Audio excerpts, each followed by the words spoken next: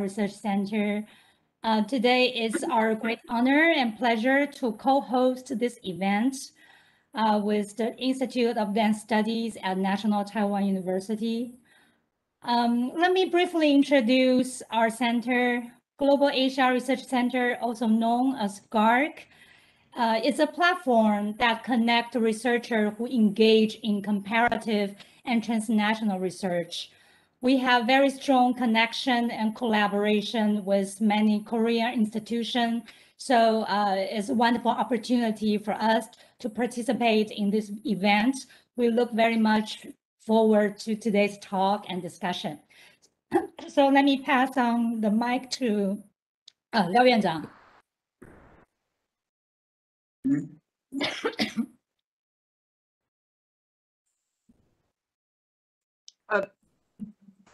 Telos, you need to turn on your mic. Right, I did now. Okay, first of all, thank you very much, Director Lan of the Global Asia Research Center for agreeing to co-sponsor this talk by Professor Alex Taek-Gwang Lee from Kyung Hee University in Korea. Secondly, of course, I'd like to thank Professor Liu for also co-moderating this speech with Director Lan. Before the talk, I'd just like to also give a very brief introduction of what we, the Institute for Advanced Studies in the Humanities and Social Sciences, what we have been doing. This institute was founded about 15 years ago with the purpose of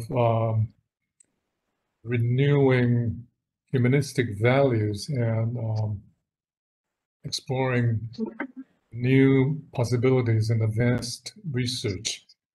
So over the years, what we have been doing is organizing all kinds of activities that could facilitate interdisciplinary exchanges. And what's happening today, this lecture series is one of those activities through which we invite world-renowned scholars to share with us their most recent and advanced research. So please follow us closely in the future for more of this kind of activities to come. Thank you very much. Back to moderator. All right. So good afternoon, everyone. Welcome to the online Leading Edge lecture. I'm your moderator today. My name is Wazhen Liu. And this event is organized by the Institute for Advanced Studies in the Humanities and Social Sciences at the National Taiwan University and co-sponsored by the Global Asia Research Center and the Department of Foreign Languages and Literatures. And today we are privileged to have Professor Taek-Gwang Lee with us. Professor Lee is currently teaching cultural studies at Kyung Hee University in Seoul. And he is a renowned scholar and a prolific writer. Professor Lee wrote extensively on European social theories and philosophy. Besides academic writings, he has been a long-term columnist for a progressive Korean newspaper, Kyongyang Shinmun. In recent years, his research interest has turned to Asia. And in his own blog, he mentioned that he has long been interested in the following question: why Asian people brought in and talk about Asian issues in non-Asian contexts. So today he is going to share with us his observations on the connection between nationalism and global capitalism, particularly the case of Korea and other Asian countries. From the blurb of this talk, we can clearly see that Professor Lee would supply a nationalism very different from Benedict Anderson and Ernest Gellner. So without further ado, let's welcome Professor Taek-Gwang Lee. Thank you. Thank you for having me. And then especially, I think, the best introduction of me until actually now that I experienced. Thank you very much, Professor Liu. Yeah, and then everybody, the joining, this talk should have actually my gratitude, in this difficult time. I'm very honored to deliver this talk.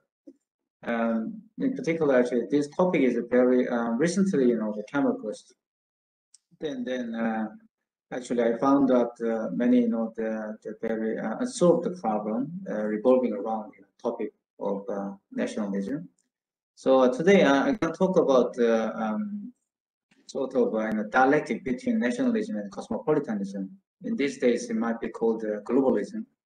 So the kind of the conflict or some sort of tension between the two categories. All right. So actually, the firstly, I would like to introduce the Korean reception of Sartre. The Jean-Paul Sartre, because when I was a student, and even actually my teenager period, I read lots of Sartre, but I didn't know why we actually very passionate in the Sartre. Nobody actually, not many actually the people are quite answered to my actual question. And then I finally actually I solved out this problem when I very closely researched on the Sartre and then French the philosophy after Second World War, and then sort of actually very interesting situation hanging around. So because in Korea Sartre was mostly received by right-wing intellectuals, because we also got through very the conflictive the Cold War period, and then in those days we had a very the serious ideological confliction. So that's why just the in Sartre in Europe mostly regarded as a leftist the intellectual, that means as a Marxist intellectuals, but in Korea Sartre was regarded as a sort of very high level the French philosopher, not really actually dealt with the leftist, the intellectual in those days. Very interesting. And the right-wing intellectual used Sartre to attack, the North Korean communism. And so that's why just I'm the getting into this topic these days. So not easy to imagine that Sartre is right-wing, very actually well-known French, philosopher, and who attempted to bridge the gap between the existentialism and Marxism. That is a very formal, the official, the evaluation of Sartre. But the Sartre seemed to firmly take the side of left in this way, saying that Marxism is the absolute horizon of capitalism. If you read Frederick Jameson, I think you would be used to this, the definition of Sartre, For Sartre, Marxism represents a meta-criticism of other methods totalizing reality, always fragmented by capitalist mode of production. According to this philosophical career, Sartre must be considered as a leftist intellectual. That is, as I told you, that is a kind of story you can see in the any textbook.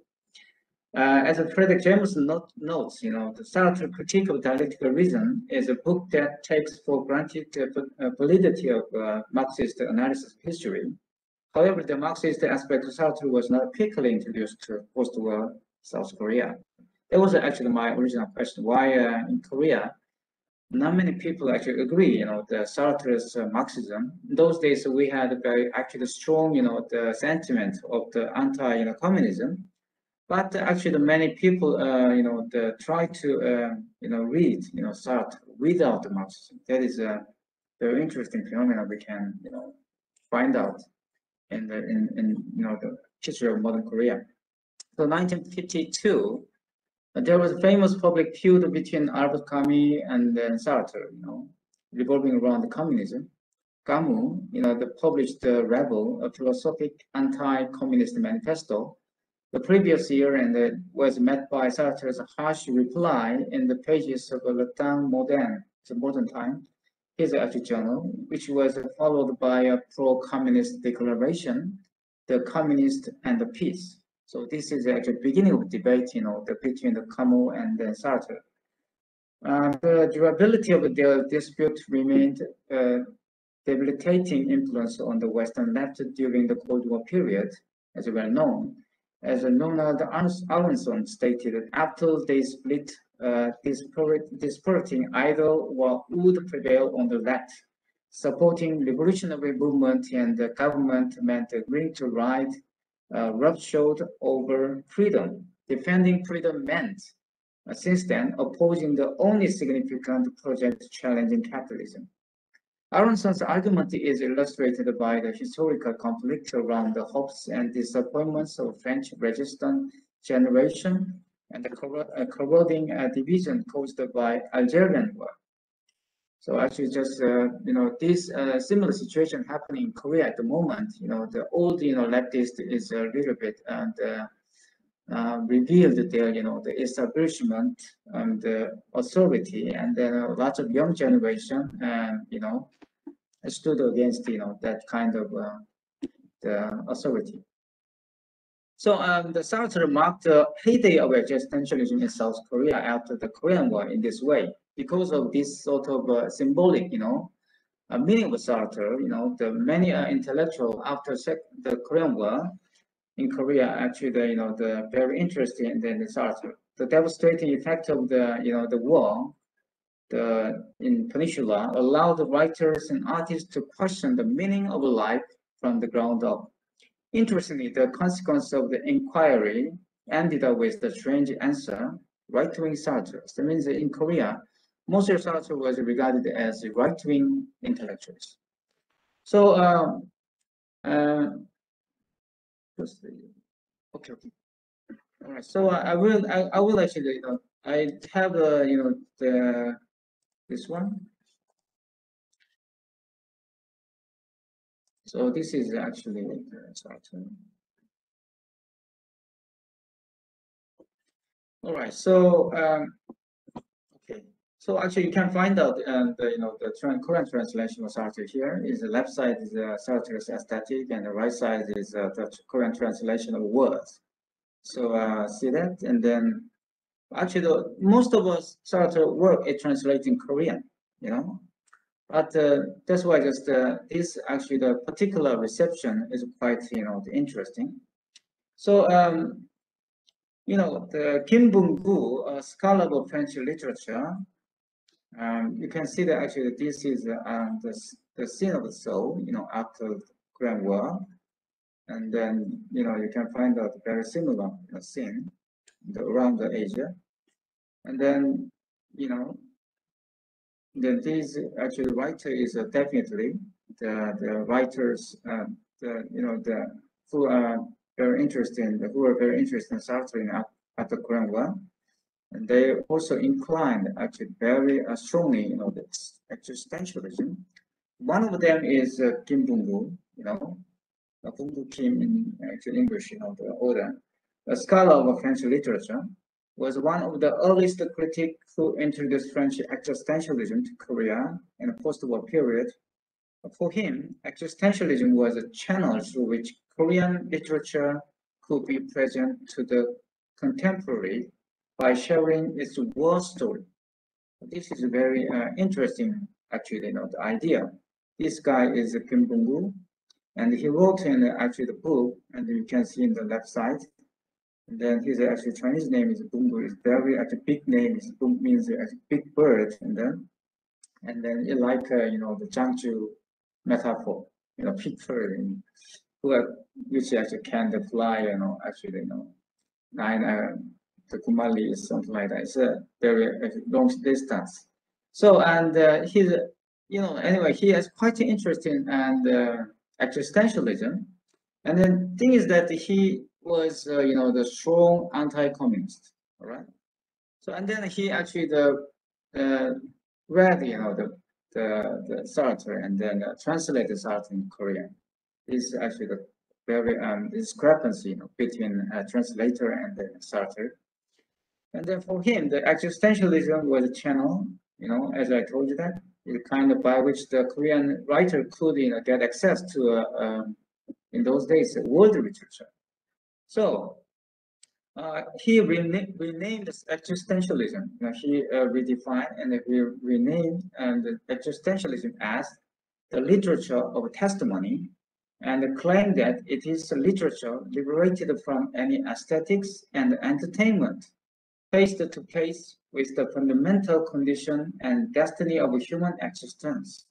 So actually for him, he actually slightly, changed the meaning of existentialism to his own concept, is a literature of testimony.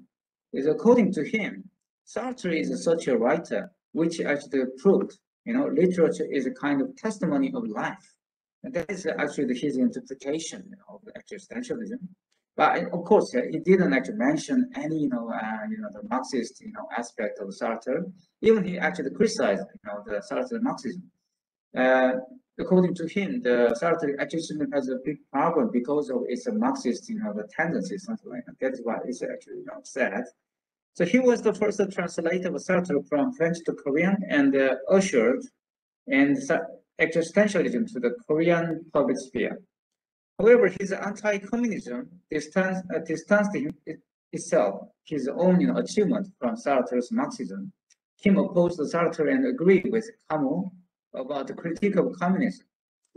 For Kim Bong-gu, Camus' anti-communism was identified with humanism. Kim regarded humanism as apolitical and non-ideological. That is to say, a remedy for the disease called communism. So this is very interesting. I can say a little bit very by a political term. Actually, if you said communism is disease, that is very, the strategies, to actually bring, this political issue to a biopolitical sphere. And then you simply actually, define communists as, the ill people, something like that. So these inclination toward anti-communist left the fingerprints on the translated text. The translators, including Kim, deliberately replaced Marxist or leftist terms with a more general one. For instance, a revolution, they didn't use the revolution. They replaced actually this term, revolution, with resistance. Sometimes it's a resistance or revolt.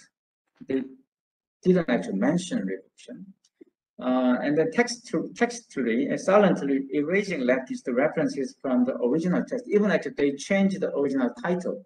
For instance, the Fred Jameson's one, which was actually translated in Korean in 1980s.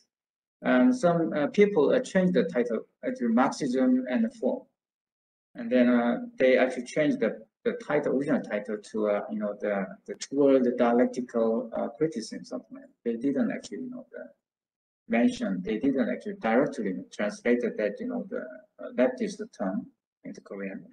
So sometimes such a distortion was forced by censorship, but it also was propelled by the translators comprised with anti-communism. Sometimes censorship, but sometimes voluntary, the comprised with the anti-communism. During the regime of a military dictatorship, anti-communism was political modus vivendi, a way of life, and inflating different political positions into a single purpose, economic growth for geopolitical security, with the goal of a strong and peaceful country. That kind of nation building, driven by this anti-communism. The conflating anti-communism with nationalism, the right-wing Korean ideologies, and then in the produced propaganda to pit South Korea's socio-economic system against North Korea's. The two systems were created in this way to compete to be the authentic nation state by Koreans. North Korea developed its philosophy called 주체사상, literally the theory of subject, while South Korea eagerly imported contemporary Western thought and aesthetic into its higher education institution, as well as government policy. During the Park Chung-hee regime, is quite a strongman's regime. The Park Chung-hong is who studied Martin Heidegger in the period of the colonial Korea, became a state philosopher and formulated regulation for national education in collaboration with the military dictatorship. He actually played a role like the Heidegger in the Park Chung-hee regime. Actually he launched the National Institute of the Korean studies. And then because of him, he actually tried to build up, such a national. Because of that kind of idea, he tried to build up the, national, the edifice of the culture, and then even actually he tried to build up, the Korean philosophy. So based on this historical evidence, adhering to anti-communism was a matter of common sense among Korean scholars and even liberal intellectuals during this period. They would accept Marx, who analyzed the logic of capital, but not agree to the communism Marxism suggests. So there is discrepancy between their reception of, Marx, and then they're actually anti, the communism. So actually, they read, the Marx without communism. So this is actually very interesting the phenomenon you can witness during such a dictatorship.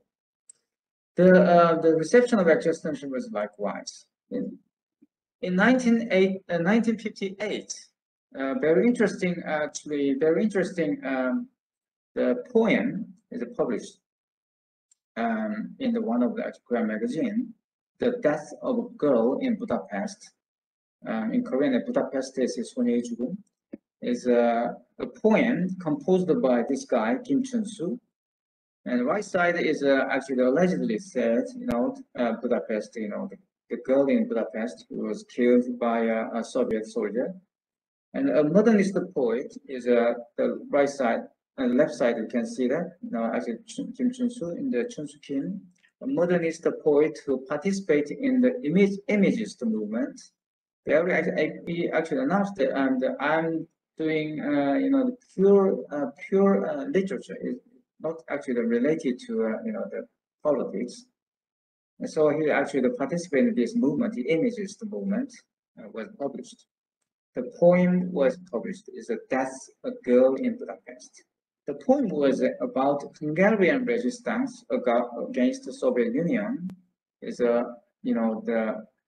it didn't actually explain the background, why this, the girl in Budapest, killed by the Soviet soldiers.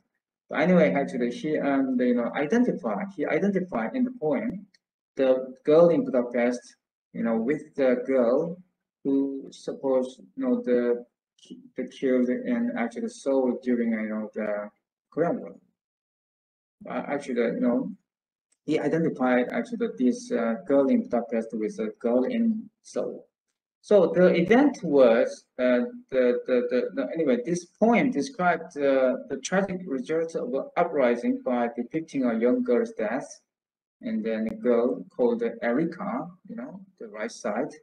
The event was a watershed after which many Western intellectuals became disillusioned by existing socialistic system, in particular actually Stalinism. They disillusioned, by this event, and one of them might be Paul Ricoeur. The Korean literary magazines and newspapers reported the incident as an example of communist violence, and the Korean people emotionally identified with the Hungarian girl killed by a Soviet tank described in Kim's poem. The failed Hungarian revolution gave rise to various responses from Western intellectuals and philosophical repercussions, such as Paul Ricoeur, attempt to draw and he actually attempts to draw a line between the political and the politics. Its influence is still felt in contemporary philosophy, in particular contemporary French philosophy. Definitely, actually, the rooted in this event. And another one came up, of course, is Solzhenitsyn's, the archipelago, and then actually 1972, actually the many things that happened, since then, and then that actually the event, that brutal, violence, and caused the serious disillusionment about the Soviet Union. However, such a philosophical reflection did not reach the Korean seashore. It means that actually the Paul Ricoeur's, the distinction between political and politics. What I want to say is that, that kind of recourse, the French philosophy's attempt were not really actually the abolishment of such a leftist project, but rather revision of that kind of the utopian idea. But in Kim Chun-soo's and Kim's poem, you wouldn't see any that kind of clue. Simply he criticized and then try to disclose the brutal violence done by such a communist, and then also he tried to describe the communist as a monster, and then kind of a criminal or something like that. So okay, just it is worth noting that it was not a philosophical work but a literary poem that underscored the problem of existing socialist system. The poem used as anti-communist propaganda deepened the trauma of the poet's generation that had witnessed the Korean War. But like Camus and Sartre's readers in Europe, Korean intellectuals in the 1950s shared traumatic experience and inspired anti-communism by this event. Anti-communism was a symbolic compensation for the emotional solidarity of intellectuals when Kim published his book, his poem about the Hungarian Revolution. They regarded themselves as victims of brutal monster communism. This sentiment backs the question of why they chose French philosophers rather than American ideologies. Even though the United States was influential in standing against the Soviet Union and socialist Eastern Europe, and had manipulated the project of anti-communism propaganda in Korea. That means in those days, the United States was quite influential in Korea, but in those days, many the Korean intellectuals, rather chose the French philosopher, such as Sartre, rather than American, the ideologue. According to Park Ji-young, is one of the Korean scholar who studied this the similar topic in this area. This was due to anti-American feelings planted by the Japanese regime during the colonial occupation period. Park argues that Japanese regarded Britain and America as major enemies and blamed the two countries as snobbish during their occupation of Korea. Even after the liberation, the preconception implanted by Japanese colonialists still dominated Korean people. It was necessary for the American military government, which controlled South Korea after liberation, to emphasize the counter-propaganda to change the mood. For this reason, French intellectual criticism of the Soviet Union, like Sartre, including Ricoeur and many actually the French, the leftists in those days, might have seemed friendlier to Korean intellectuals educated during the period of Japanese colonial occupation. Alongside with the effect of colonial education, the ideological legacy of Pan-Asian ideas was still powerful among Korean intellectuals, even though the term as such was diluted by them. After the Japan-Russian War, Pan-Asianism was used to encourage Asian nationalist movement, but led to justifying Japanese colonial rule and consequently discredit its idealism in Asia. The effect of ideology was ambivalent to Asian intellectuals. Tagore, Rabindranath Tagore is an Indian poet. The most famous Indian poet, for instance, was the close friend to Okura Tenzin, and then visited Japan several times. After the Japan-Russian War, he actually phrased Japan, and then he actually said Japan is now the leader of Asia. And then he praised Japan's leadership for bringing forth Pan-Asia unity against the West, while condemning the Japanese nationalism. He didn't actually agree, the Japanese rationalism, but he praised, the Japanese leadership. That means he actually asked the, Japanese leader, you must lead, you must lead and you must unite Asia against the Western invasion, something like that. So that's what he said. So very actually controversial, the ambiguity there. So valorizing Japanese demonstration against the United States Asian exclusion law in 1924 as the pride of the Orient, Taeggwang urged other Asians wake, rise, agitate against this monstrous and inhuman insult which America has heaped upon us. So this is what Taeggwang said. The anti-US attitude was not exceptional to Taeggwang, but broadly shared by Asian intellectuals then. After the Second World War, all this sentiment changed. But in those days, actually, Taeggwang approved is anti-Western actual sentiment and anti-Americanism a little bit, very common sense, among the Asian intellectuals. They are quite different words. We didn't actually experience, So another actually the poem is actually in a book. This book is actually the collection of Kim Chun-soo's poems, and one of them was definitely the girl, the Hungarian girl, Death of Hungarian Girl in Budapest, and then another actually the poet also proved, the widespread, actually the anti-American sentiment in those days with Kim Soo-yeon. She is one of the quite preeminent poets after the Korean War, and is also the very actually famous, the modernist poet in Korea. And Kim Soo-yeon, the leading figure of the engaged literature. That is his, the slogan. He was very strongly influenced by Sartre.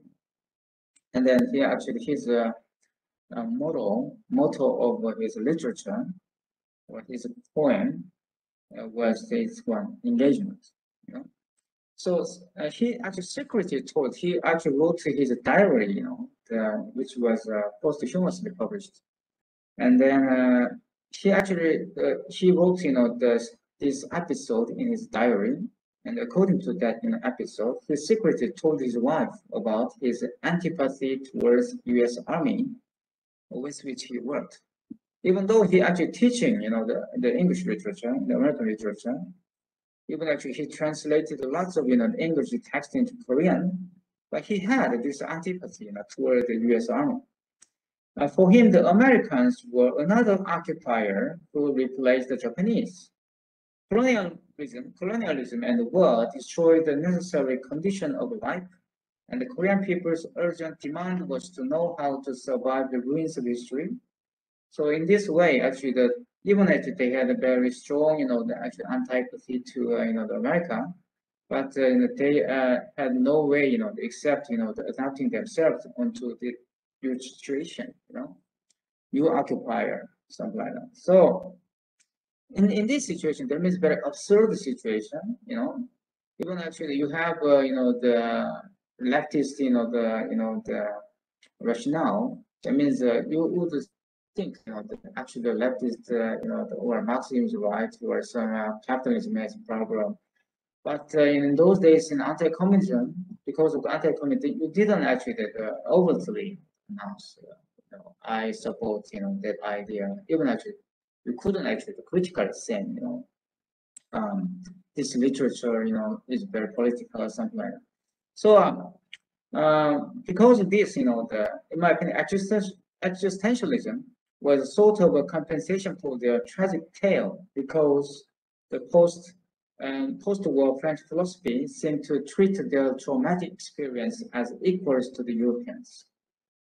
In this way, the remnants of Pan-Asianism fostered ambition towards cosmopolitanism. Of course, the idea of cosmopolitanism dovetailed with the humanism precisely against communism. So in Korea, actually, the humanism is regarded as actually very occasionally and openly, regarded as the idea, opposed to communism.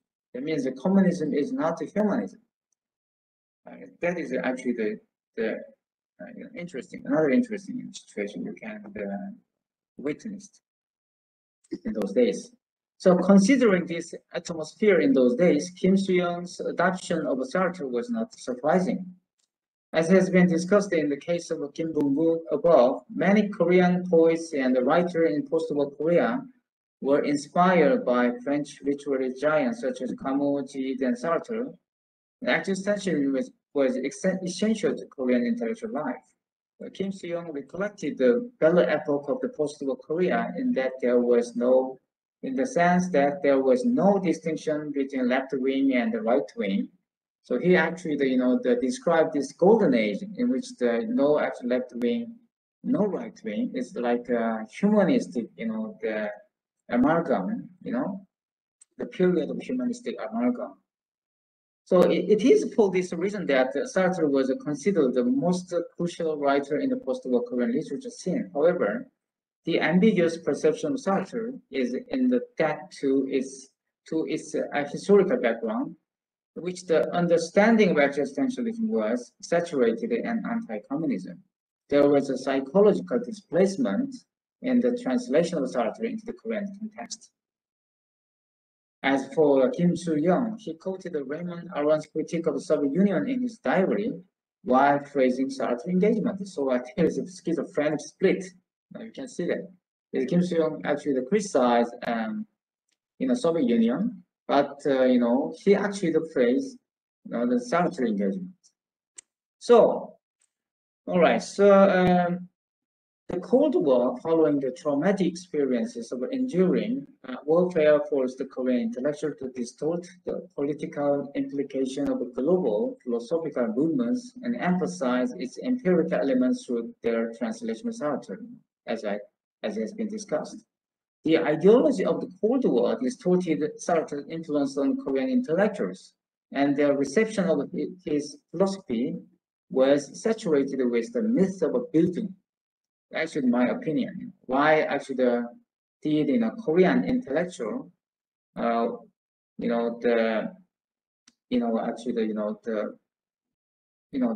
pay attention to Sartre.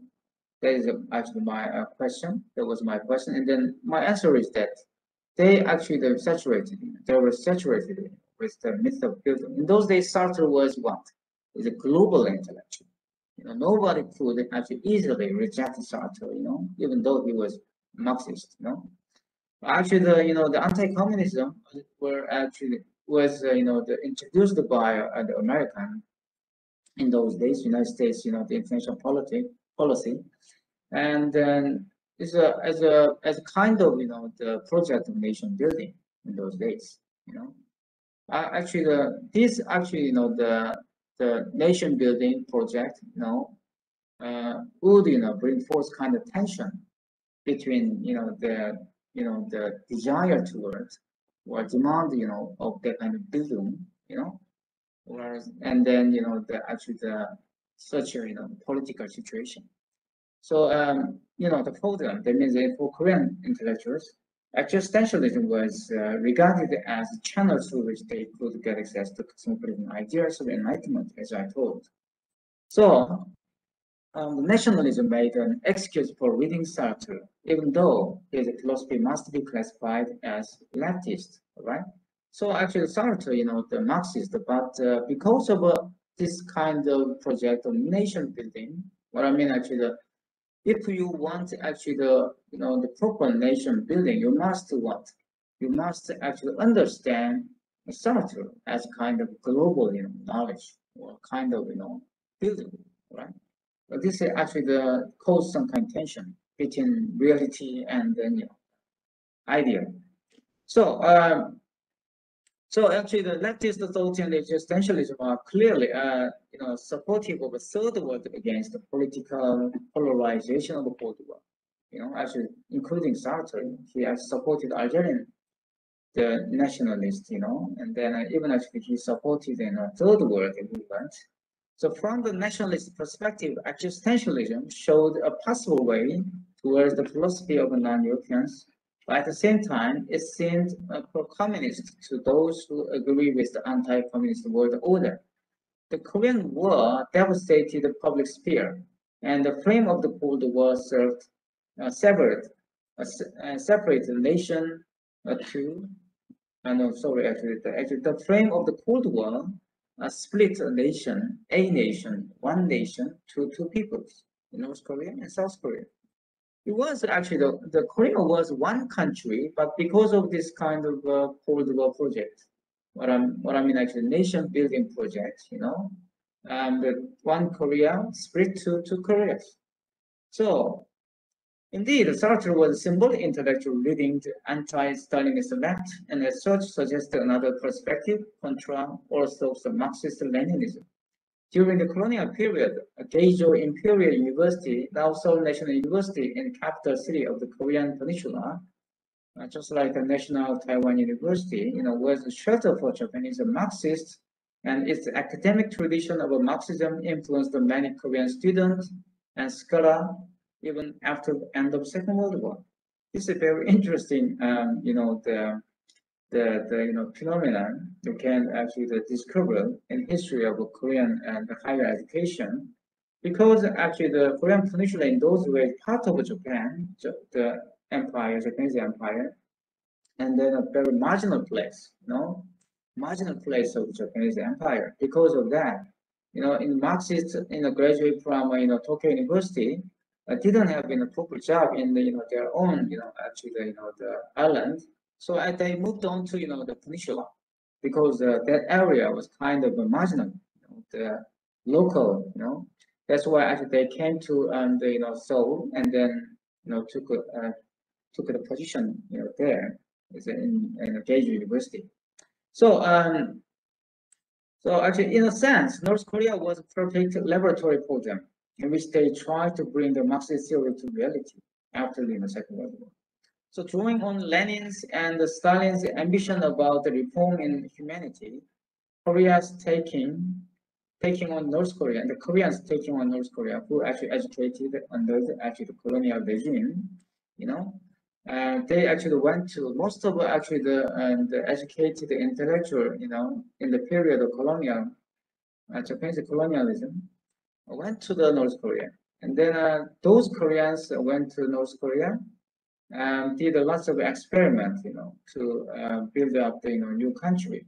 So on the contrary, Koreans in the South had to prove their ideological justification in opposition to overwhelming popularity of the socialist demand.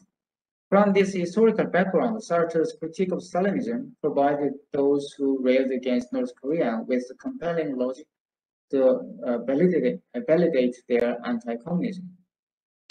So this situation in which the intellectuals in South Korea received Sartre was quite opposite to the one in which the existentialism was taken as the theoretical rationale of the non-aligned movement in the Third World.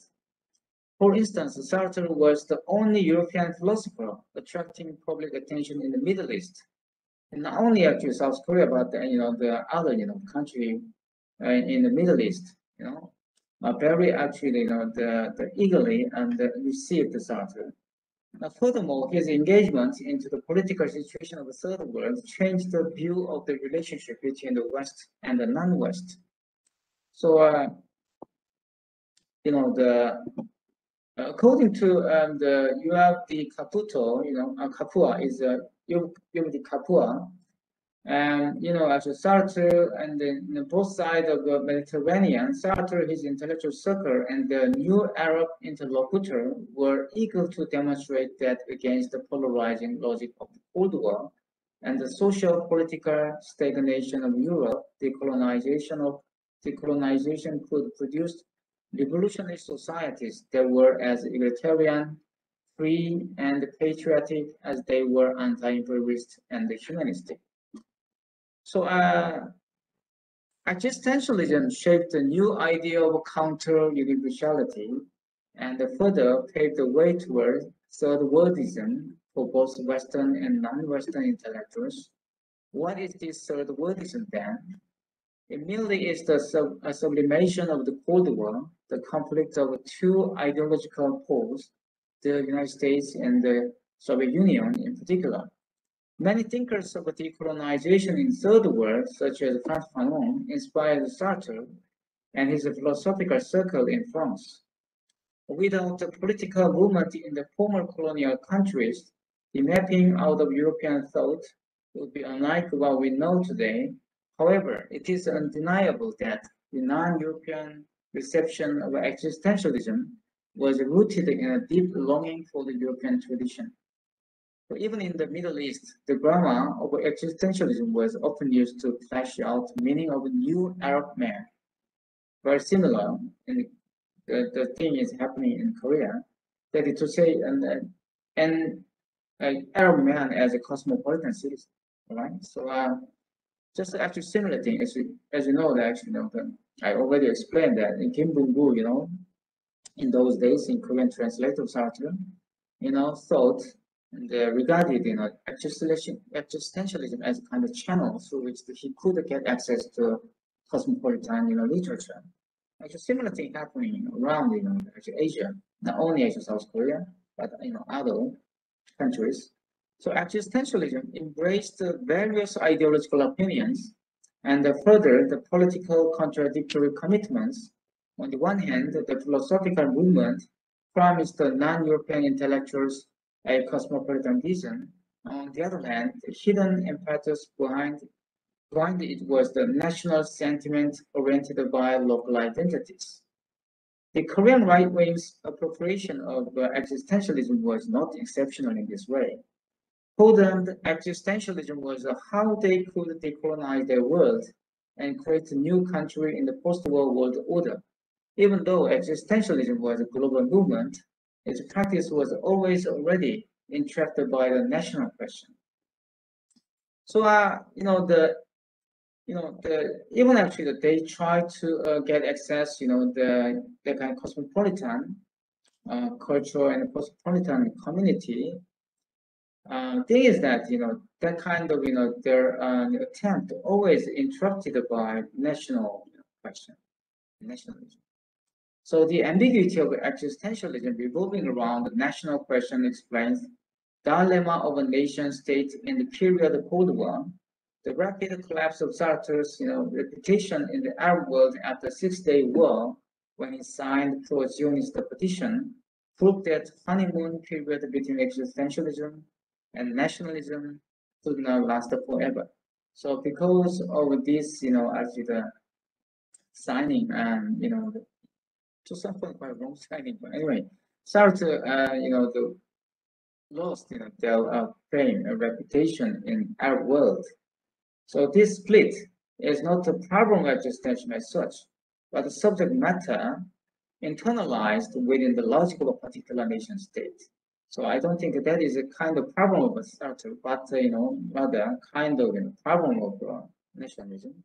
That means existentialism as a kind of global thought or global, actually the intellectualism, it would, actually then conflict with, the kind of national question. So the crucial point of the logic was already revealed in Rosa Luxemburg's critique of Lenin's argument on the right of national self-determination. So actually, this idea of nationalism always rooted in this concept, self-determination. Of course, this actually the idea originally rose in Uzbekistan.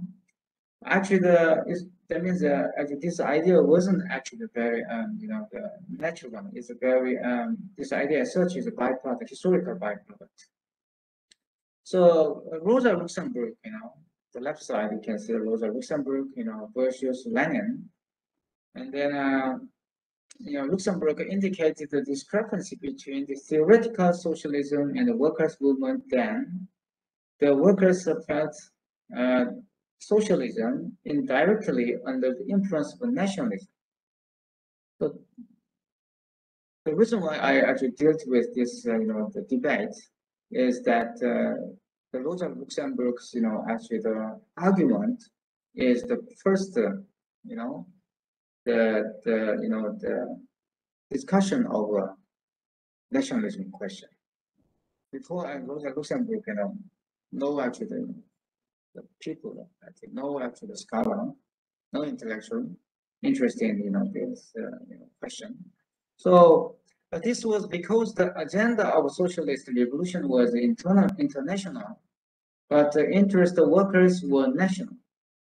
Always, we also face up, with this problem, globalization and national resistance. So this paradox seems quite similar to what transpired with Cold War existentialism that actually I have discussed. So therefore, the question of nationality cannot be solved by merely emphasizing the class interest of the proletariat. Class orientation already incorporates the question of the nation state.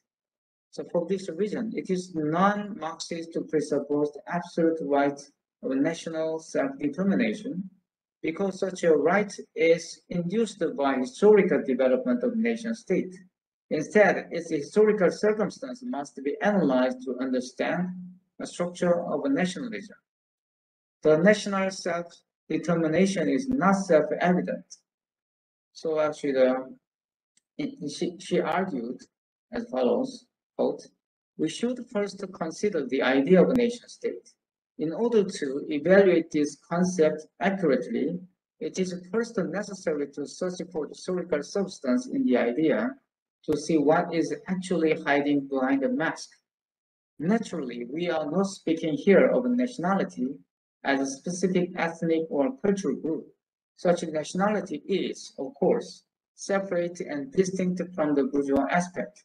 National peculiarity had already existed for centuries, but here we are concerned with national movement as an element of political life, with the aspiration of establishing a so-called nation state.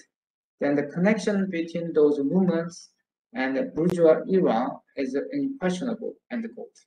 So actually, for Luxembourg, nationalism belongs to a bourgeois tradition. So in short, nation state is a modern invention of technology to govern the population, but does not stop at the instrumental level. That is what actually the Luxembourg try to argue here. The political theory of governance brings the supposedly objectivity of a nation. The whole process of building a nation state comes along with the secularization and rationalization of sovereignty. So actually, the one I quite was impressed when I reading Luxembourg again.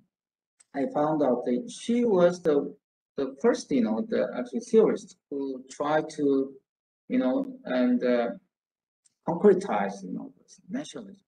According to him, the material actually the foundation of nationalism, mostly actually Bengt Anderson and the many actually the theorists of nationalism, they pointed out the cultural aspect of nationalism, but the Luxembourg pointed out, and she tried to concretize nationalism on the material foundation of nation state.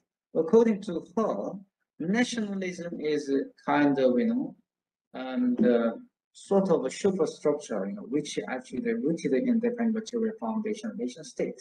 So nation state is important rather than the kind of such nationalism.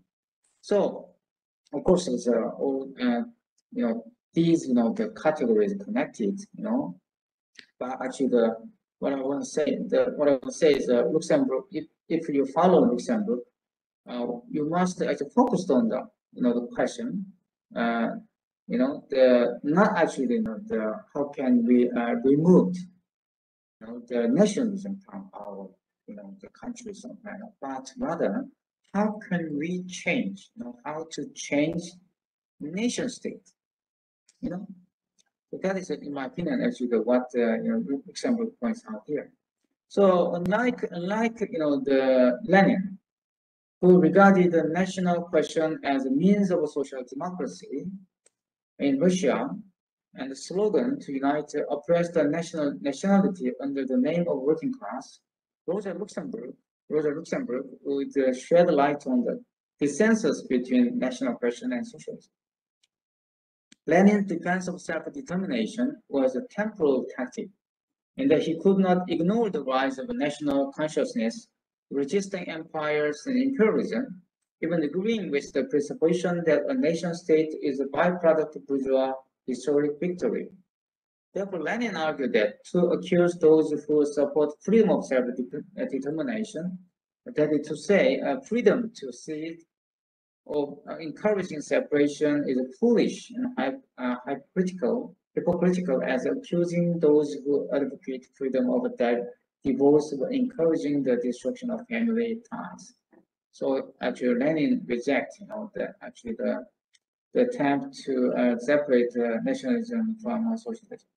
Lenin believed that the strength of a nation state would fall away when socialism gradually gains political stability. So, in my opinion, Lenin was quite naive in those days. So, Lenin's optimistic vision of the interaction between nationalism and socialism is not easily acceptable today. Even you actually witnessing this problem in mainland China and North Korea, Even worse, the ascension of nationalism, which is dovetailed with the populism, has dismissed the socialist internationalism in each historical stage. Lenin considered nationalism as the ideological medium to mobilize people to configure the future of socialism. However, nationalism does not fade away, but has revived whenever national interest overwhelms the international cause.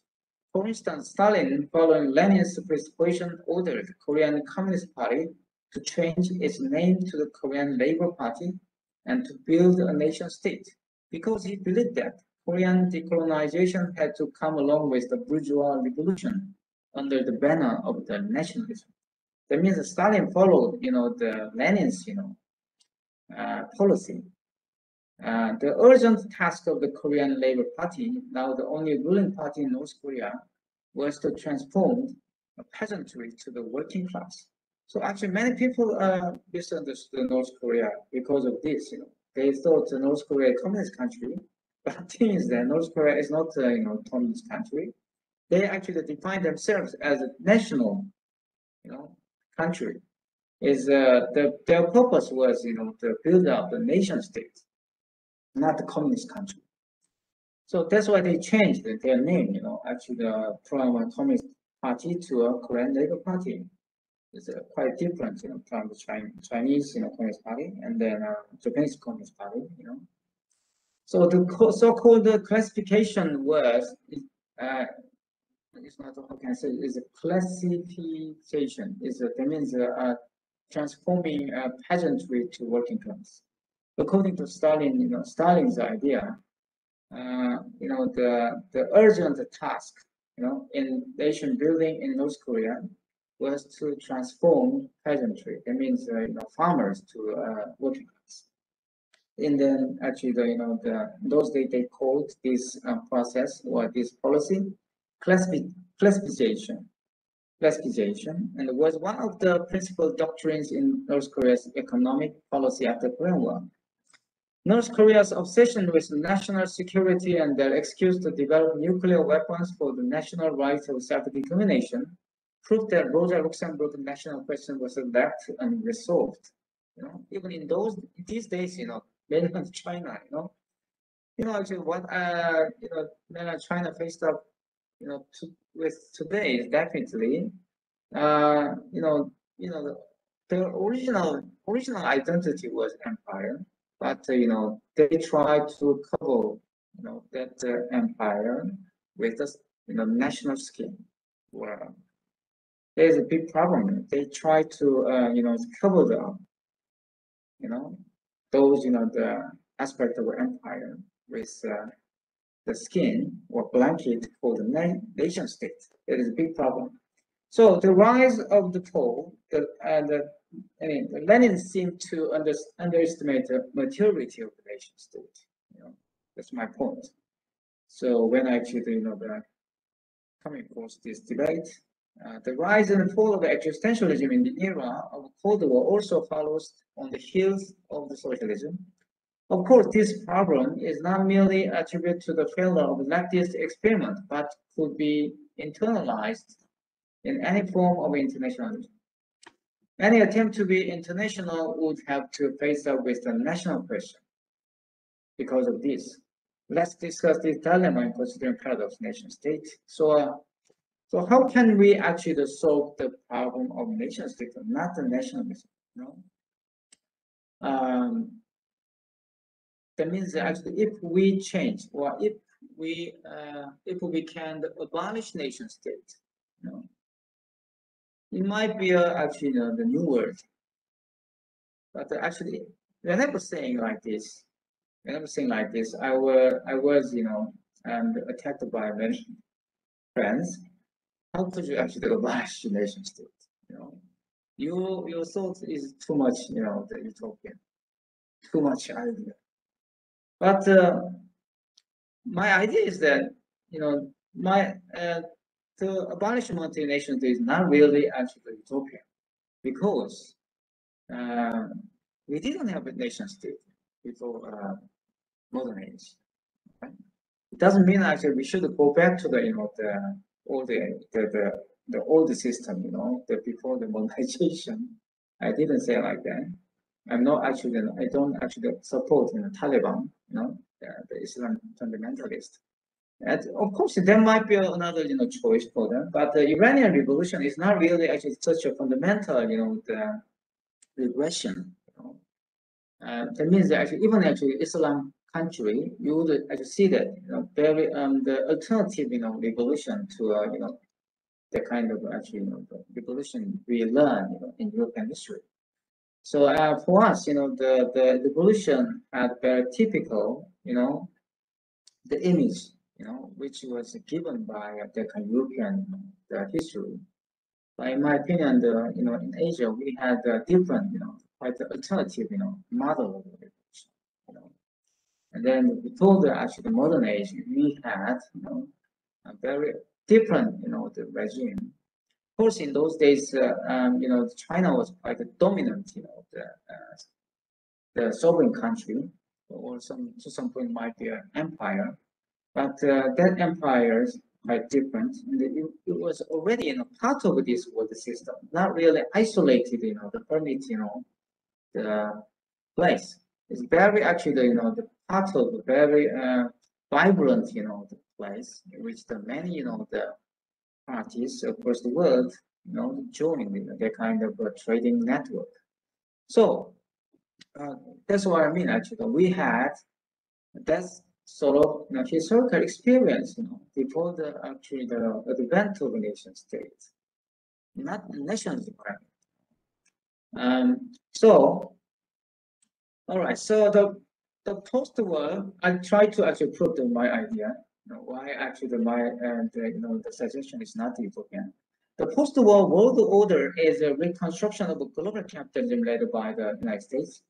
However, the identity of the United States is too. Okay,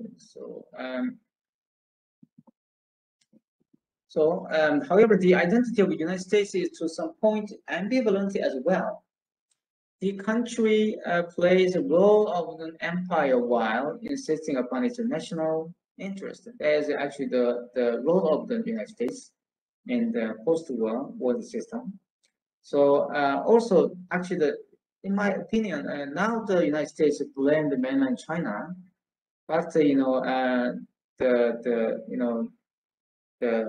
considering what they did in the post-war the world system. Their behavior, and they actually, the role is quite similar to what we actually see in the, in the mainland China. So the country plays role of being an empire while insisting upon its national interest. This is exactly, could be a, equivalent to what we actually witnessed in mainland China, the States. So its domestic politics is inclined to affirm national identity, provided that its rule of global security works as if the country is a new empire after the Second World War. The anti-communism of Cold War was, in this sense, the strategic ideology to bridge the gap between nation state and empire, the identity of the United States. So as the empire vis-a-vis the identity of the United States. In my opinion, the Cold War politics after the Korean War was an international project to bring forth nation state in the colonized countries. Above all, first of all, Woodrow Wilson's liberal internationalism, an anti-communist response to Lenin's idea of a national self-determination, successfully rose the national movements in some Asian countries. Korea was one of those places where the early bourgeois nationalists discovered in Wilson's concept self-determination the logical justification of their movements. The early national movement in Korea would have sooner or later adopted socialism or Marxism. The invention of a national identity, that is to say, the imagined community, forces recognition of the colonized and the passion towards sublime object one nation. In this way, the materiality of nation state comes to gain the symbolic dimension of existence. The symbolic ontology of a nation state constructs ideological core of nationalism, in a sense, the logical form from within. In my view, this process of ideological symbolization is the essence of modernity. So actually, in my opinion, the nation state is definitely material foundation of modernity. So actually, in this way, nationalism is what? Is a kind of modern ideology by which we can gain our identity. So that's why if we cannot the sublimate the modernity, we couldn't escape from a problem of nationalism. So modernity as the human condition is another angle of nation state. To some point, the self-consciousness of the colonized is the offshoot of modernity, in the sense it relies on feeling of the lost nation, which never existed, but allegedly ever being there in the past. The concept of self-determination endows them with the means to link concrete individuality to abstract nationality. It's very Hegelian sense, according to Hegel, trauma actually created, trauma created, our own identity, our own origin. That means origin does not, give rise to, the effect. This effect, we got this effect of trauma, a traumatic, actually experience. Actually, what? And led us to create, origin. We actually experience something, and we actually think about that, and based on this kind of reflection, and we would invent, origin. This is definitely the logic of a nationalism. We didn't have a nation, we didn't have any, identical entity of people, but actually because of this experience of a nation state, we actually try to create or invent the origin, so-called nation. So the republic is, as Thomas Hobbes described, a gigantic body of sovereignty. There is a Leviathan. Once being this imaginary corpus of one nation is fabricated, the dialectic of inclusion and exclusion is actualized. The inclusive and exclusive mechanism give rise to a discrimination as to who is included in the nation and who is excluded from the nation. And then the question of refugees emerges through the establishment of nation state. So, this is actually the process of nation building, Cold War. All right, what is Cold War? I explained, above. One Korea was split, two Koreas. That means we are all actually Korean, but because of this kind of Cold War ideology or some sort of sovereignty, what happened? This one nation and one people split to two peoples. This is what I mean. So this is actually the process of the nation. Always nation building means actually it doesn't mean build up the nation, but what exclude the create a sovereignty by which they could exclude some part of their nation. That is actually the meaning of nation building. or political implication of nation building is a nation. In this way, the nationalism means what? Nationalism means actually the ideological apparatus, by which we can exclude some people from this boundary of the nation. So in this sense, the refugee. So and in this sense, actually, anyway, just refugee necessary. Refugee necessary in this kind of what can I say, is actually nation state system. Actually, if you have nation state, you would necessarily have refugee as well, because actually these refugee might be excluded from what is nation state by such a sovereignty. So the refugee problem is not only a political issue, but also dark utopia modernity that nationalism promises. So actually, many people agree, according to the Thomas Hobbes, nation state for their security. This is a kind of the promise of modernity. If you come to modern state, you will be secured, you will be safe, something like that. That is actually the we had whenever the facing up with any kind of crisis like a pandemic. You would say actually we need a state. We must follow the state order, something like that. So this is kind of very, in my opinion, very utopian promise.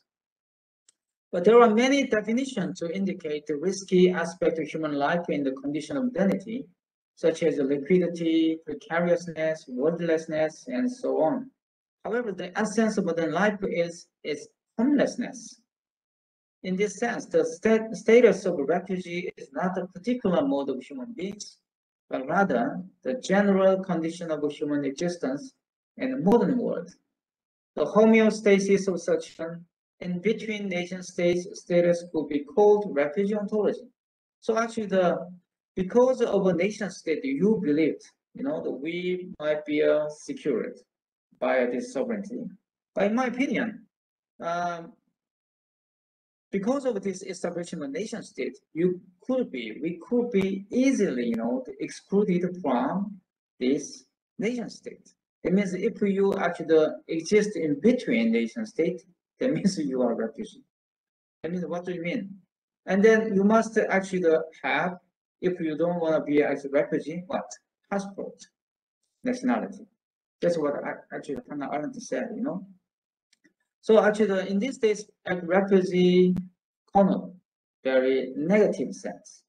But in the 12th century, it wasn't, And for instance, Hugh Saint Victor, a medieval monk in the 17th century, wrote a poem. See that? So this quotation became quite famous because Edward Said, the revised what Saint Victor said. He quoted, this famous, the words in his book, Orientalism. So the Saint Victor said, the person who finds his homeland sweet is a tender beginner. He to whom every soil is as his native one is already strong. But he is perfect to whom the entire world is as a foreign place. The tender soul has fixed his love on one spot in the world. The strong person has extended his love to all places. The perfect man has extinguished his. End quote. I love this one. It is fantastic. Very actually, you could see that even the 12th century sort of a cosmopolitan spirit. So actually, in those days, actually, this spirit is very common, in my opinion, because they didn't have a nation state. So, in his writing, Hugh the Saint Victor claimed the state of exile and celebrated expatriate life. Interestingly, he described a devotee as the strong person, right? He actually described the refugee as the strong person. He phrased the foreign soil because it gives a man practice. You would actually find a quite different sentiment, in this quotation against, the today's negative sense of refugee. There is no modern sense of refugee as a conservative creature, but rather the archetypal figure of a cosmopolitan here, right? For Hilda St. Victor, the strong person is those who philosophize, that means those who think, experiencing all the world as a foreign soil. That means a thinker, a philosopher, right? The Hilda St. Victor is a foreigner. It's like, I think he might be influenced by the Socrates, that he discussed the philosophy of the foreigners, and when he actually had a conversation with the man. And the philosophizing means you make your own foreignness within yourself, something like that. So I think actually Hilda St. Victor would be influenced by those the Hellenistic the idea. So the term refugee was invented in the 17th century and referred to Protestants who fled France following the call in 1685 of the Edict of Nantes, granting religious liberty and civil rights to them. So actually, the term, to some point, a little bit, the different sense, from what actually the Saint Victor used, emerged, the 17th century. But within a decade since then, the word came to indicate that those who are forced to flee to the safe place. Now, actually, you can see, the modern sense of refugee. The meaning of refugee here gains the exactly opposite connotation to Hilda St. Victor's strong person. It sounds a very weak person, For a civilized human being is to be cosmopolitan, in the Hilda St. Victor sense, not to limit him or herself to the national border. However, the status of refugees in the modern sense shows a disturbing aspect to the Enlightenment project. The refugee is being evicted, dispossessed, and excluded from the nation state, and a preliminary stance before being captured by a particular state. He or she, refugee, lives in international space. That is to say, the borderline between the nation states, in between nation states. The status of refugee is not just a temporary, but instead tells us the substantial meaning of the life today, the life which is trapped by the national question. The state of refugee is not a problem of enlightenment as such, of course. What is at stake here is the question as to why the Kantian project. The Kantian project means, the maturity of humanity could be achieved by, becoming a cosmopolitan. So actually, this Kantian enlightenment project, seem quite fails. When you actually when you are seeing actually the presence of refugee today, and then you would actually question why people quickly become refugees rather than international beings today. Unlike what Kant anticipated. As Hannah Arendt points out, once they had left their homeland, they remained homeless. Once they had left their state, they became stateless. Once they had been deprived of their human rights, they were rightness, the scum of the earth, end quote. It's a very shocking, the description of refugee. She said, refugee is what? The scum of earth, the rubbish of the earth. With the discussion of refugee, Arendt reveals that it is difficult to insist upon human rights in general if people do not belong to a specific national territory within any borders. So actually, the last decade, we have easily said, transnational, actually the international, or some transborder, the borderless, whereas between borders, many actually the discursive arguments, revolving around this topic. If you actually exist as a kind of transnational way, you must have, faced up with this danger, the danger actually being that kind of refugee. That's what I mean actually. If you lost your right to reside any place, you turn to be a refugee. So it's no longer just strongman, who the actually Saint Victor described, right? No longer strongman, but the weakest is in Arendt's term, scum of the earth. So nationality is the precondition to human rights.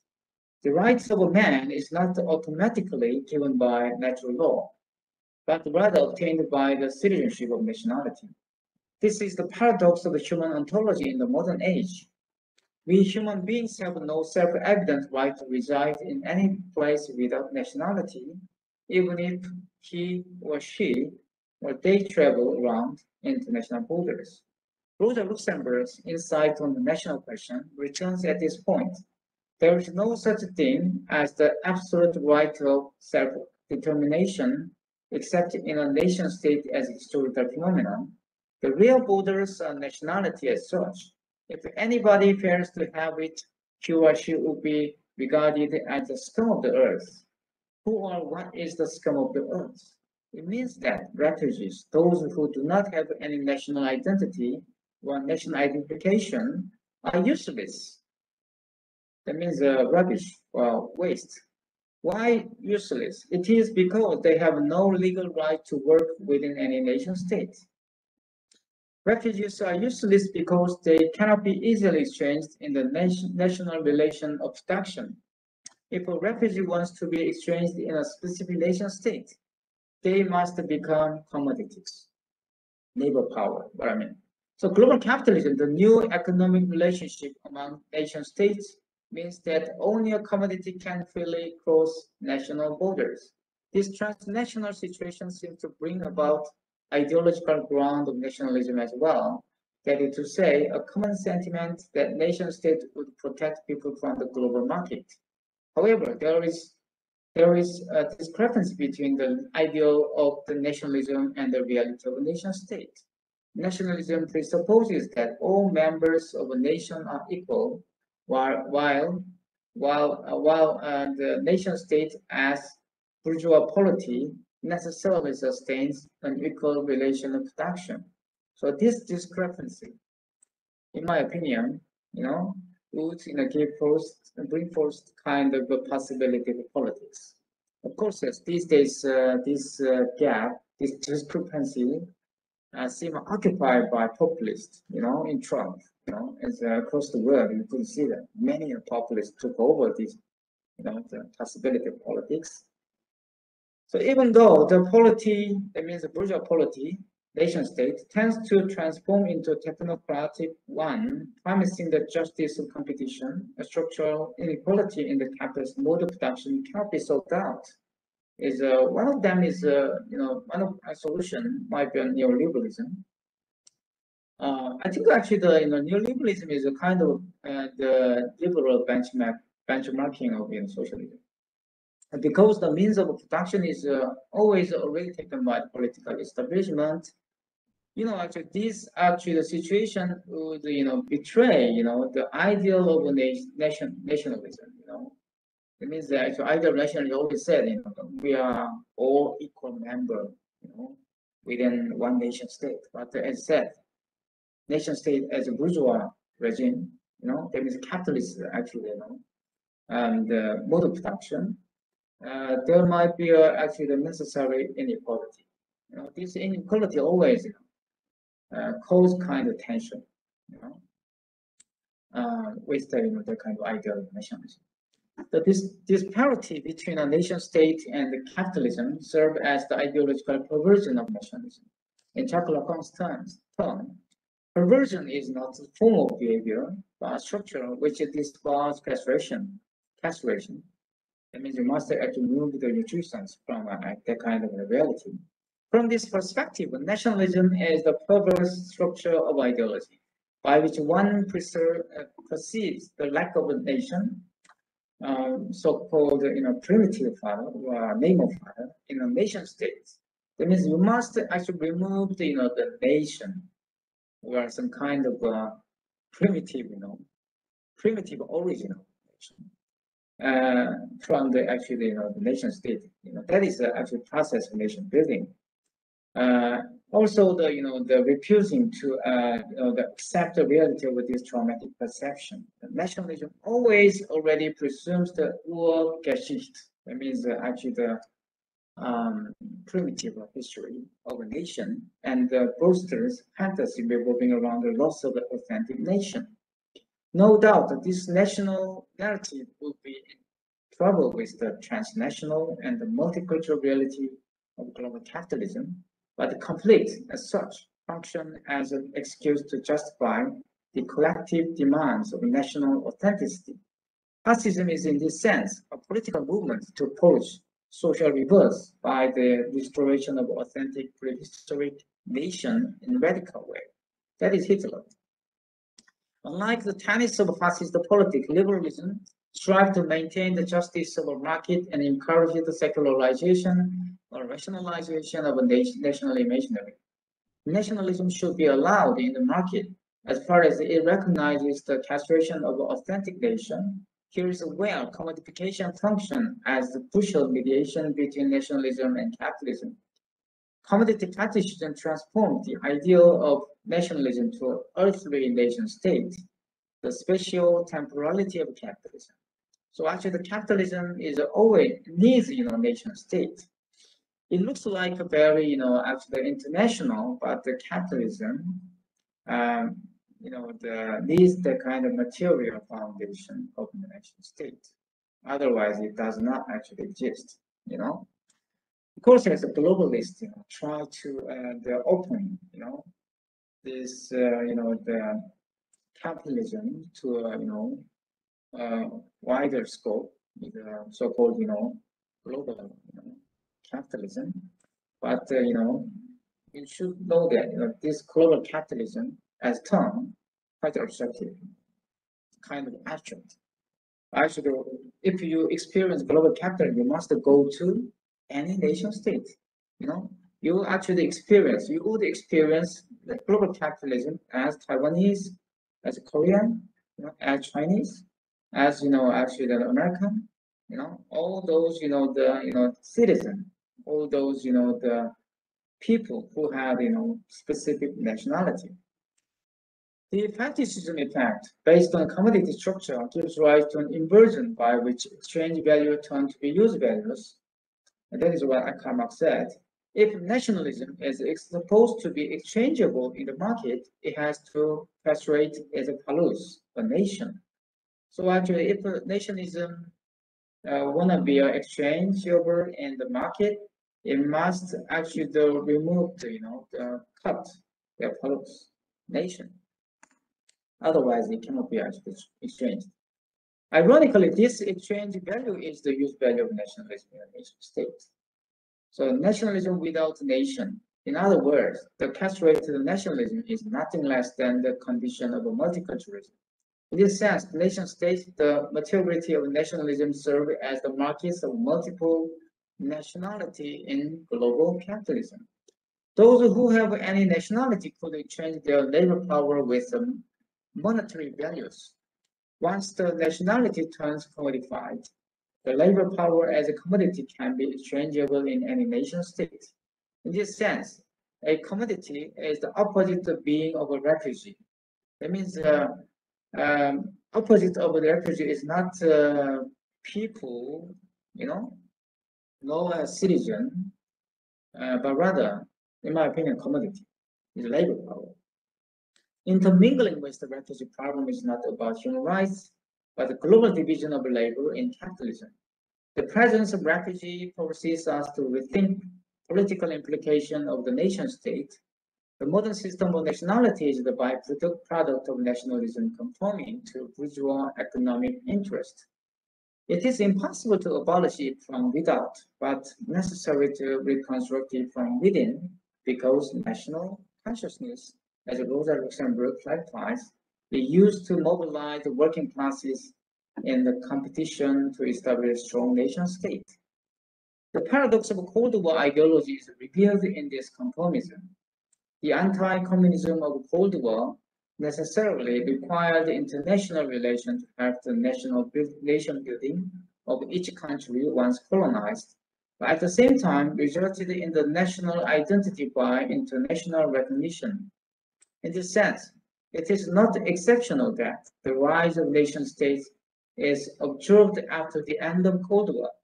The crisis of capitalism at the global level has also encouraged the prioritization of national interest over international collaboration. Even actually in the situation of pandemic, you will find out, the interest of a nation state, prioritized by each government. Now we are about to witness the return of national question since its emergence in the 1930s. So 1930s, what is that? There's actually rise of fascism, rise of populism. And then now actually we faced up this problem again. So that actually my conclusion is that how can we actually solve it? So that's why actually my idea is that the urgent task we should solve is this national question. That means it's not like we attack, criticize nationalism and such, but what is the bring forth kind of affirmative way to change nation state to a different, imagination. That's what I want to say. So, this guy, Francois Taek-Gwang, he actually wrote this book, The Asian Mediterranean. My idea is that people we need actually to raise a question: what was there? What was in Asia? What was in our, region before the nation state? Well, before actually this Cold War nation building, what was there? That's exactly this one, the Asian Mediterranean trading network. You will see that. You will see that.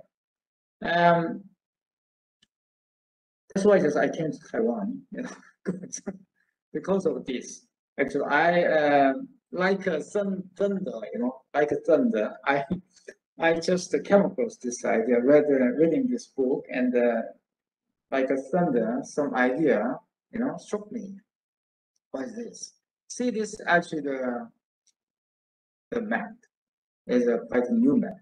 It's not like actually the map from the perspective of the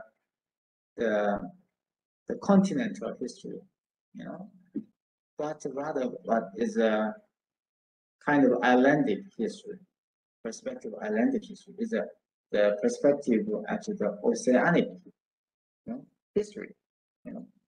Of course, actually I got this idea personally from my reading of Deleuze, the article about desert island.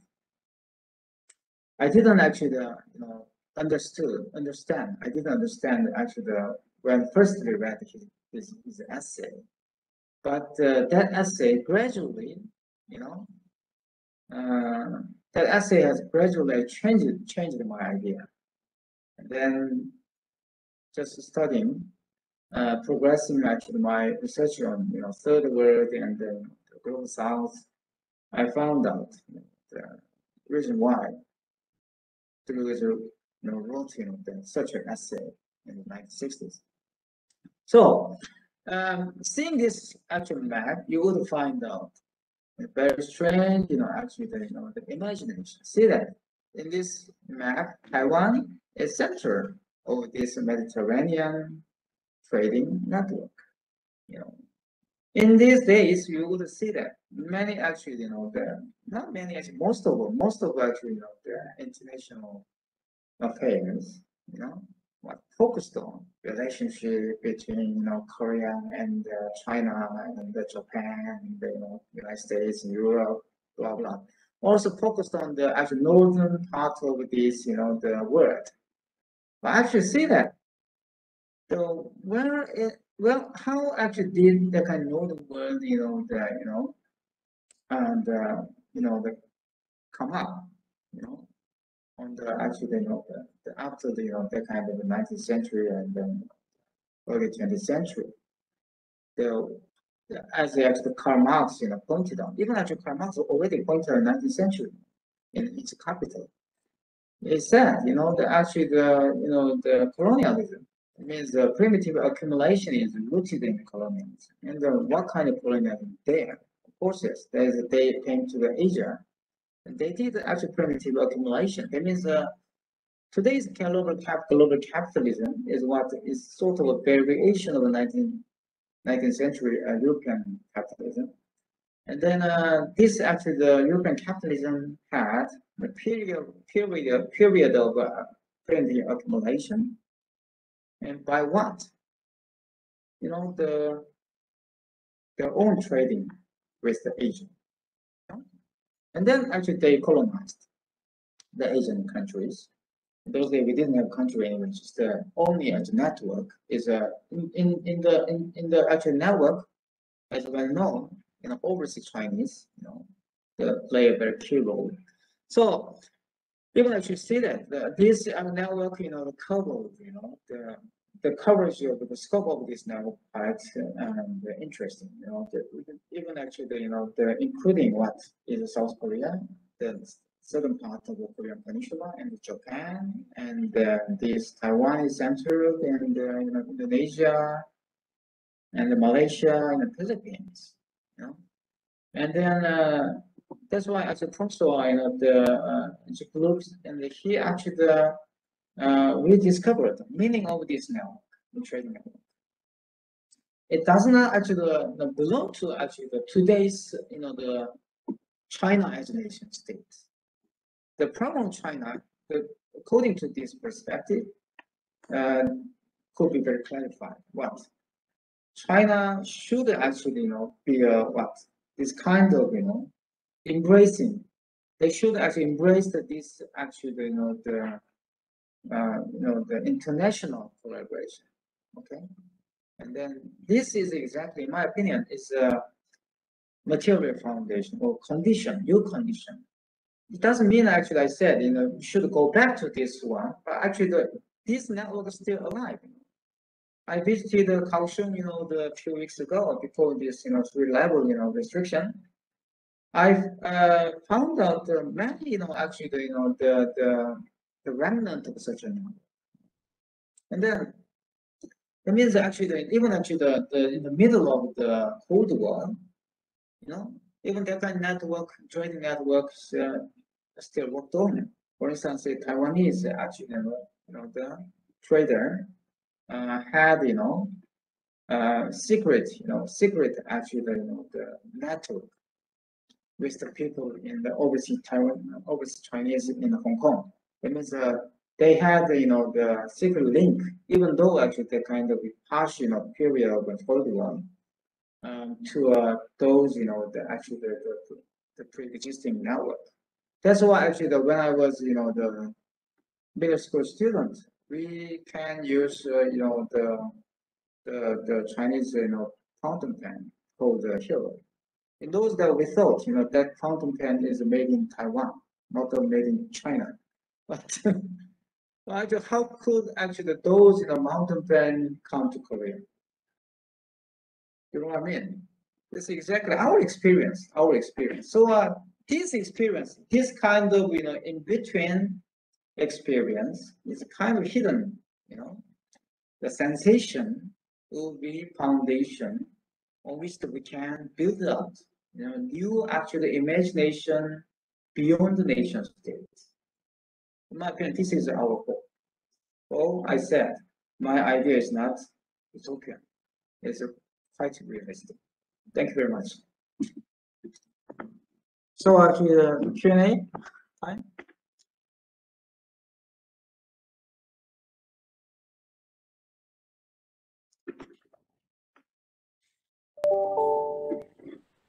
Hi, Alex.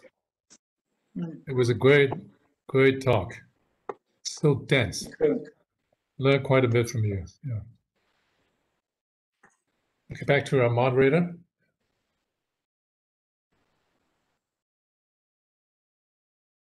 Hello? Yeah. Yes. Thank you for your comprehensive talk on nationalism in question, and I think I think you point out the historical origin about the failed intellectual project, how to incorporate those global movements such as existentialism and socialism with the Korean national question. And then you brought in the more contemporary concern about nationalism. So it's a wonderful talk. Thank you so much.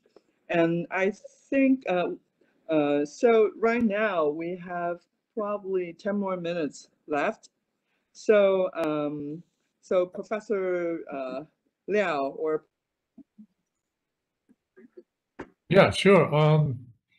I can start the session with very, or maybe just a comment that can resonate with Alex's argument. We talked about this when you first came, so there's quite a bit of resonation between our ways of thinking. But you know, I like to just point out one thing, especially that's relevant to what you just said. Regarding this this trade network or maritime trade network. Actually, I wrote an article on Chinese pirates some time ago, and in that article, that's exactly what I talked about. You know, how the actually the Chinese living on the coast of China who had originally been engaged in maritime trade and then were forced into becoming pirates because of the ban on maritime trade.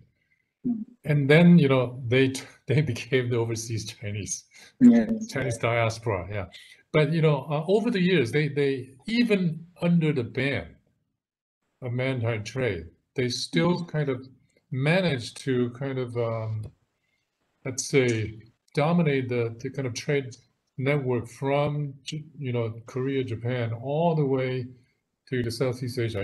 This whole network surrounding this, what you call what the French scholar called the Asian Mediterranean, basically East China Sea and the South China Sea, right? And so my point about, what I like to point out is that this particular trade network is characterized by a kind of anti-statist nature. The nature of it, because it's derived from this pirate, armed trade groups, and which is usually composed of not only Chinese, maybe 80%, 75% were Chinese, but then the other 20-25% were actually very international. Koreans and Chinese, and Koreans and Japanese, Malays, even Europeans. So what you alerted to us is the network, or this hidden trade network, is actually what we can learn about it is actually this anti-statist kind of nature. How do we actually reinvent or relearn from this this trade network the spirit of anti-statism, so that maybe what you're calling upon us to think about, or even go ahead proceed to do, is this transformation of the nation state, making us to perhaps start a new kind of imagination of the nation state, if not abolishing it. Thank you. So can I clarify? And what do you say by the anti-statism, kind of anarchism? You mean? Yeah, sort of, because it's very cosmopolitan, right? This pirate tradition itself is very, very cosmopolitan. So they're not completely, let's say, bogged down or entrapped by any kind of nationalism or nation state demand. But back then there was no nation state anyway, you know. And what's interesting also is that this pirate or let's say armed trade group was based in Taiwan, actually, southeastern Chinese coast as well as Taiwan, eventually in Taiwan. But it was later actually when it fell apart. It was because it became refocused on the Chinese nation. When it became refocused on the Chinese nation, then it had to fall apart because then it became engaged in this kind of competition or conflict with China. They wanted to actually recover China, and of course, actually, many story could be possible to answer your question. But actually, I want to narrow down, my argument on the relationship between nation state and cosmopolitanism. Actually, the point I made, through my talk is definitely the cosmopolitanism is a kind of another side of a nation state. Right. Sure. Right. So and then this actual nation state, is irreversible. It means we cannot get back to the period before the nation state. So what we need, that means as far as actually I know, the anarchism should believe, the kind of how can I say, just the power of individual. That means they actually believe that, that individual can manage their own freedom, something like that. It's the anarchism actually depend, sort of a freedom against state. But actually, in my opinion, that is a very European idea. European actually the origin. It has very European origin because in Europe, the freedom is defined. It's like Hannah Arendt said, the distance between individual and state. It means that actually the fruit, through this kind of pandemic, in the European people, resisted, actually the state control, because of this idea. For them, leftist and the progressive, the activities mostly rooted in the kind of, the Enlightenment, critical Enlightenment, thought. The freedom of individual shouldn't be actually, controlled by state. So the distance between the state and the individual defined how actually much the free you are and how many actually rights you have. That is, in my opinion, the European idea. But actually, of course, that European idea came to Asia, and then that idea changed our life. Since the Second World War, and even actually before the Second World War, actually the Asian intellectuals, Lachi Chao and the Kujawa Yukichi in Japan, and many actually try to bring forth actually the nation state, not really actually the European sense, but kind of integrated way. It's how can we say, it's like the alternative way.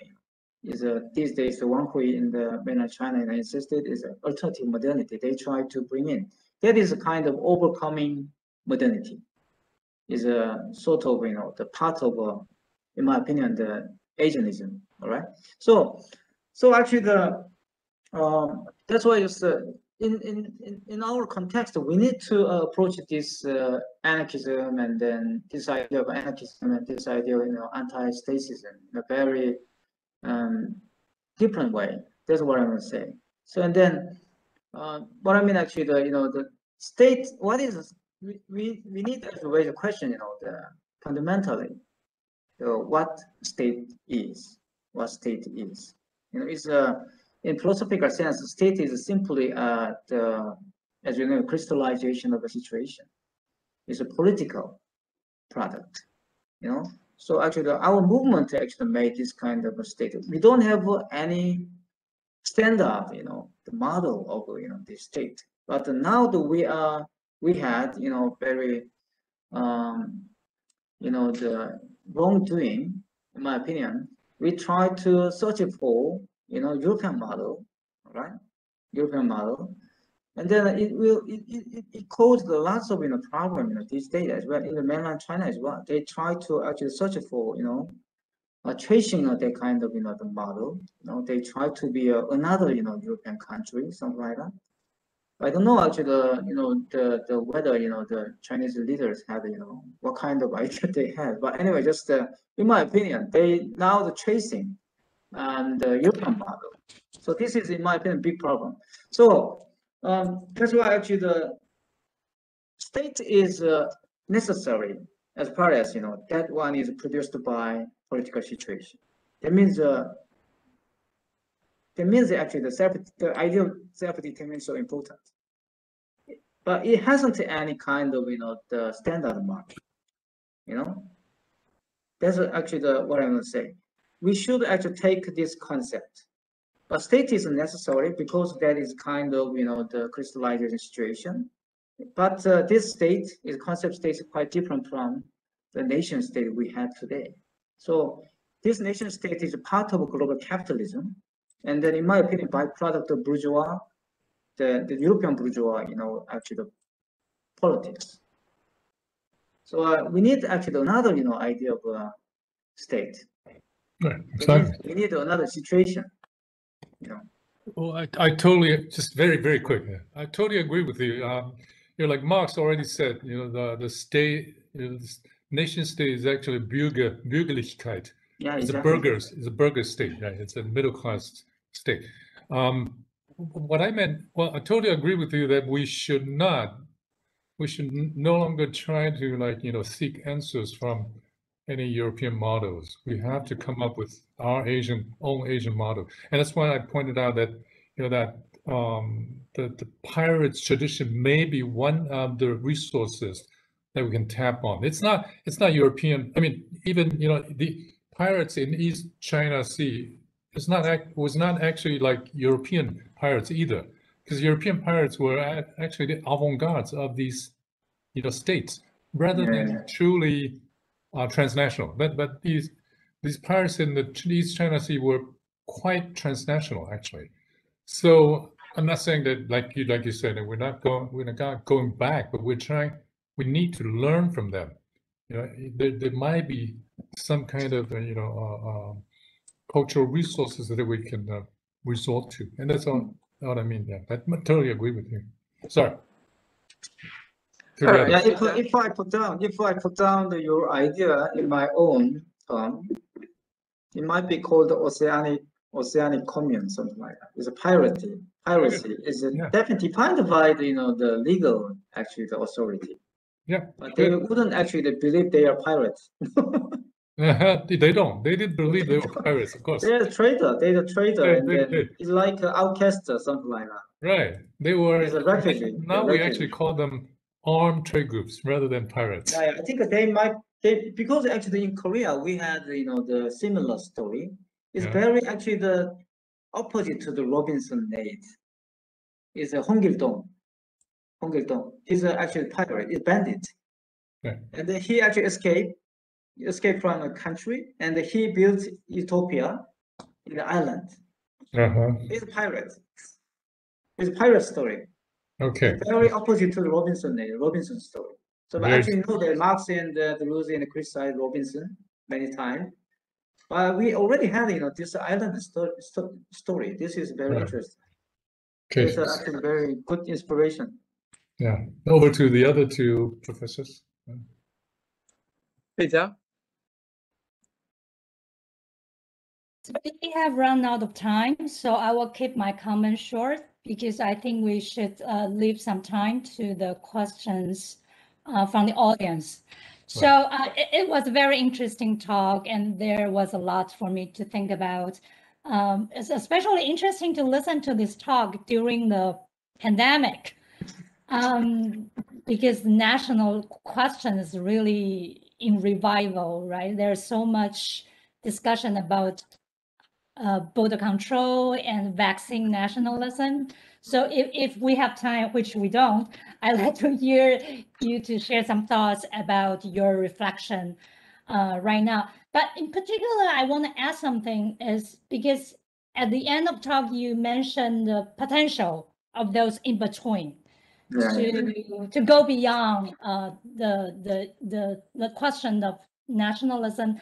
It's interesting because when you think about those people who have dual nationality, these people enjoy the privilege to move around during a pandemic, but at the same time, they are also subject to criticism as they are the potential virus carrier,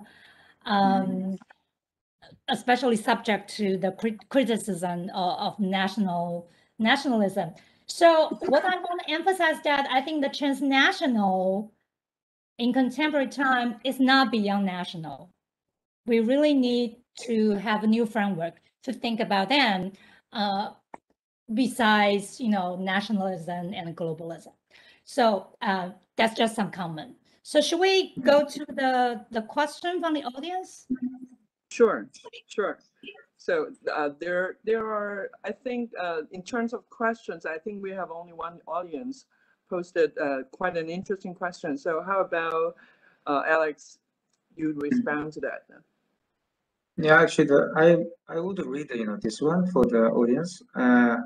Dear Professor, I have a question about nationalism and fantasy. Do you think that nationalism is a kind of a fantasy, or in Lacan's term, objet patia? According to Lacan and Zizek, in order to see the truth of the subject, one needs to traverse fantasy. The analyst needs to realize that obsession with object patia is just a fantasy. And based on it, do you think that we need to reject any kind of nationalism?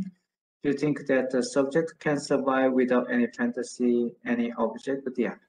So actually, yeah, it's a very good question. And I wrote, the book about this one in Korean, not actually translated to English, but according to my formulation, nation is a kind of object patia, and then nationalism is sort of fantasy, So actually, the nation is in this sense is a sublime object of nationalism might be a nation.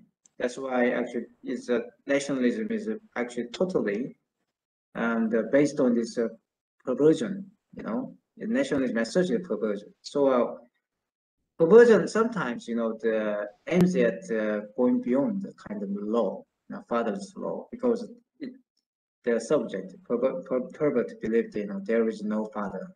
That's why actually we should establish the father's law, something like that. There is a very perversion of actually nationalism. You would see this kind of perversion across the world in the Hitler, and then today is actually the American is white American supporting Trump.